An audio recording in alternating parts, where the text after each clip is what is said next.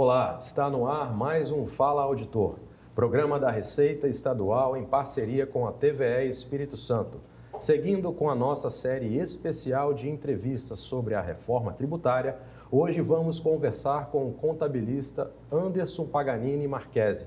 Conselheiro do CRC Espírito Santo, Anderson tem uma larga experiência como consultor fiscal e tributário, auditor e também palestrante, e vai nos ajudar a entender como a reforma tributária afeta a operação das empresas, desde os fluxos mais simples até a tomada de decisões estratégicas. Anderson, seja muito bem-vindo ao Fala Auditor. Obrigado pela presença.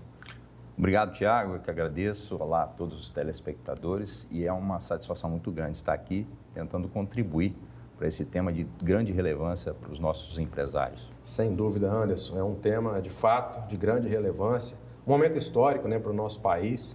E eu gostaria de iniciar a nossa conversa te perguntando em relação ao que as empresas devem fazer desde já, no que diz respeito a questões tecnológicas, capacitação de equipes, como as empresas devem se preparar desde já. Então, Tiago, a gente recomenda que de imediato sejam tomadas medidas no sentido de entender quais serão as atividades da empresa que serão impactadas por essas novidades que são trazidas pela reforma tributária.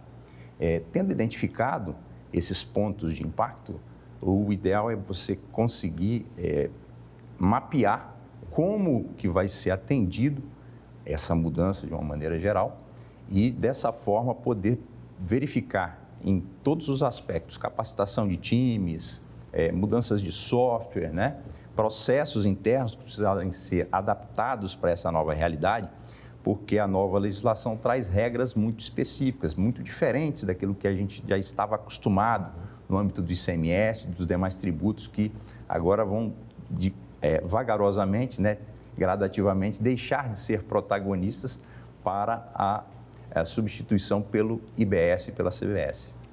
Momento desafiador. Sem dúvida. Se já será para nós, auditores, contabilistas, também para as grandes empresas, como será então para as pequenas empresas e de médio porte? E a minha segunda pergunta vai nesse sentido. Eu creio que os impactos podem ser ainda maiores para essas pequenas empresas. Quais são os pontos de maior atenção para pequenas empresas, Simples Nacional, enfim, como você orienta a esses empresários acerca desses desafios? Um ponto de atenção muito específico nesse primeiro momento é a atenção na emissão dos documentos fiscais. Novos campos serão necessários que seja preenchido e é muito importante que os sistemas sejam adaptados para poder atender essa realidade. Os pequenos empresários precisam estar cada vez mais próximos dos seus contadores, de modo que eles possam ser devidamente orientados e acompanhados nesse processo, porque isso vai ter impactos na apuração. Nós temos aí como novidade, como já foi falado em episódios anteriores aí, a apuração assistida. Então, tudo vai se originar da própria documentação fiscal. Perfeito. E isso é uma grande novidade, porque antes, até então, hoje ainda é assim, a apuração é realizada através de uma obrigação acessória específica e depois transmitida ao fisco. E com a apuração assistida, vai ser tanto mais importante que os documentos fiscais tenham a qualidade e o conteúdo de informações que realmente precisam ter para atender às demandas dessa nova realidade que se coloca à frente dos empresários. Ou seja, estamos diante de um cenário de transição. E aí eu te pergunto, o que muda na prática, de fato, para contabilistas, para nós também da área fiscal, para os empresários, de modo para que essa transição possa ser feita de forma segura, eficiente e de acordo com a legislação? Eu vou enfatizar novamente, Tiago, a proximidade com o contador. Eu acho que isso é um fator chave para o sucesso nessa transição e, nesse sentido, afora o empresário, o contador talvez seja quem mais conhece das especificidades do negócio, e pode, por isso, contribuir efetivamente para uma tomada de decisões que é requerida nesse momento, nesse cenário. Por exemplo, para quem é do Simples Nacional, é fato que a sistemática que vai ser adotada vai ser uma decisão de cada contribuinte. Ele vai apurar IBS e CBS por dentro do próprio Simples Nacional, recolhendo via DAS, ou vai apurar CBS e IBS por fora do DAS. Isso é uma decisão estratégica, porque isso vai impactar diretamente a tomada de crédito pelo adquirente. E em casos como de início e meio de cadeia econômica, talvez esse seja um dos maiores dilemas que estarão colocados à frente do empresário nesse momento. Essa questão do Simples aí tem que ter aí um asterisco, né? Porque terá que ser uma tomada de decisão estratégica, né? Por conta dessas possibilidades que os empresários do Simples Nacional terão no que diz respeito à reforma tributária. Abre um espaço para um reposicionamento profissional, né? Contabilistas, também para nós auditores, advogados, né, que trabalham no direito tributário, né? Então, creio que seja uma oportunidade, né, para que isso possa acontecer para todos esses profissionais que eu citei aqui, para uma atuação mais estratégica do que talvez técnica. O que você tem a nos trazer sobre isso? Sem dúvida alguma, Tiago, a gente observa que esse é um momento ímpar, né, que nós temos diante da história da contabilidade. É um momento em que nós, profissionais da contabilidade, estamos buscando nos capacitar ao máximo, nos aprofundar nesses temas correlatos à reforma tributária. E, nesse sentido, os conselhos federal e estaduais de contabilidade têm promovido uma série de eventos na forma de palestras, treinamentos, debates, inclusive em alguns dos quais profissionais de excelente gabarito da própria Cefaz têm nos dado a honra de estar presentes, né, sempre trocando informações, sempre de uma maneira muito transparente, procurando levar informação, levar conhecimento, né, divulgar essas novas regras para todos os profissionais.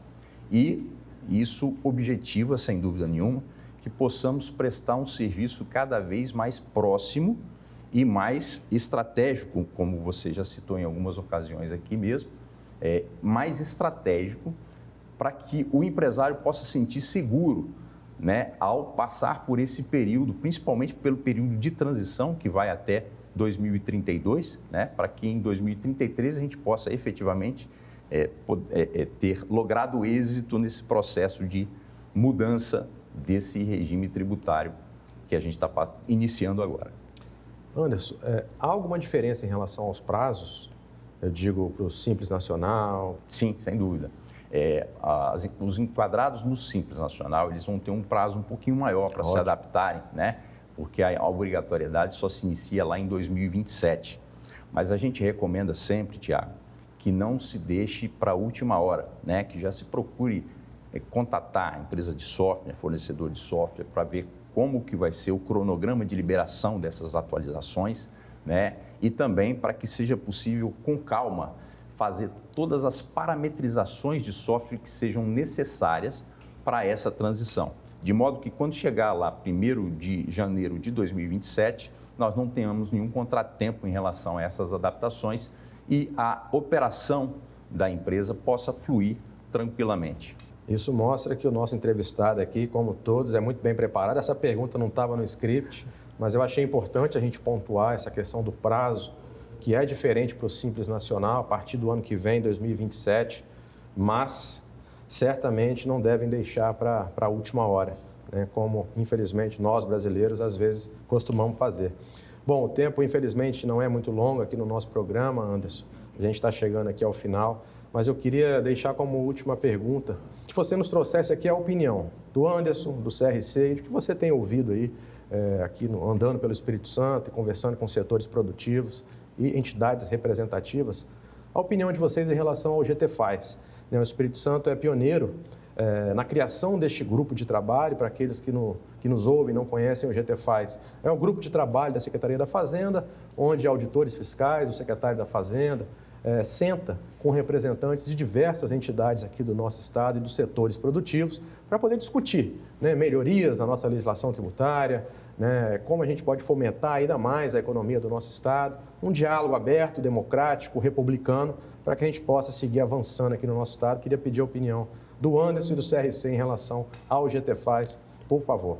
Olha, Tiago, eu considero um marco histórico, né, a implantação e a atuação do GTFAS no Estado do Espírito Santo. Acho que é um exemplo a ser seguido por outros entes da federação, porque, como você bem citou, é um diálogo aberto, franco, democrático, republicano, sempre, né, pautado em respeito às normas vigentes e, no que é possível, sempre procurando aprimorar as normas, de modo a simplificar processos, de modo a retirar obstáculos ao desenvolvimento econômico.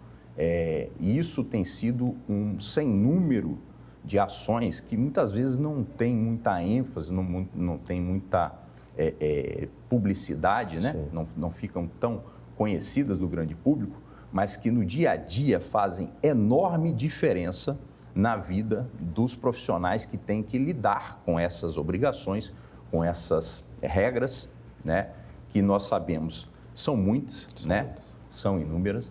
Então, eu acho isso essencial. Eu acho que é um grupo que procura, de fato, olhar para as convergências, né, deixando de lado divergência, mas olhar para aquilo que é convergente, para aquilo que é interseção. E com base nisso, com base num diálogo franco, com participantes de altíssimo gabarito, né, estão ajudando, contribuindo, né, efetivamente para uma melhoria no ambiente de negócios do nosso Estado e, com isso, propiciando um desenvolvimento para todos os cidadãos capixabas. Então, em relação à reforma tributária, inclusive, eu acho que a gente pode ter avanços dentro do GTFAS, utilizando esse ano, né, que é um ano teste, vamos dizer assim, da reforma. Ano que vem já tem mais novidades.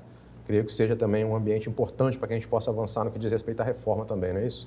Sem dúvida, é um fórum de altíssimo nível. Eu acho que ali é um canal que a gente tem à disposição hoje, né, e precisa irá, não tenho dúvida, ser muito utilizado e ser muito útil nesse processo de adaptação para a reforma tributária do consumo. Anderson, muito obrigado mais uma vez por sua presença, por compartilhar conosco conhecimentos tão ricos, né, de modo que os nossos contribuintes, empresários, contabilistas, né, os cidadãos capixabas possam estar cada vez mais preparados em relação à reforma tributária, nesse momento histórico que o nosso país vive.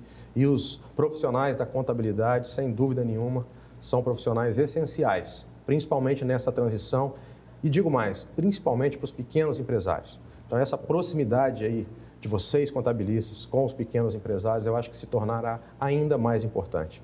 A caneca é um presente do programa e também um convite para que você possa retornar aqui outras vezes, pois esse assunto aí ainda vai ter muito pano para manga, não é isso? Obrigado. Bom, eu que agradeço pela oportunidade e acho extremamente relevante abrir aí o Fala Auditor para esse tema que hoje é um desafio, né? Sim. De conhecimento e de adaptação para todo o empresariado capixaba e também para todos os profissionais de contabilidade, sem dúvida alguma.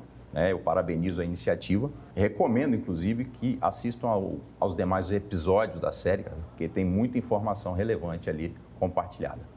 Obrigado mais uma vez, um abraço e até a próxima. E a você que nos assiste, também nosso muito obrigado pela companhia. Não percam os próximos episódios do Fala Auditor com mais informações práticas e objetivas sobre a reforma tributária e também seus impactos. Nos vemos então no próximo programa. Um abraço e até lá.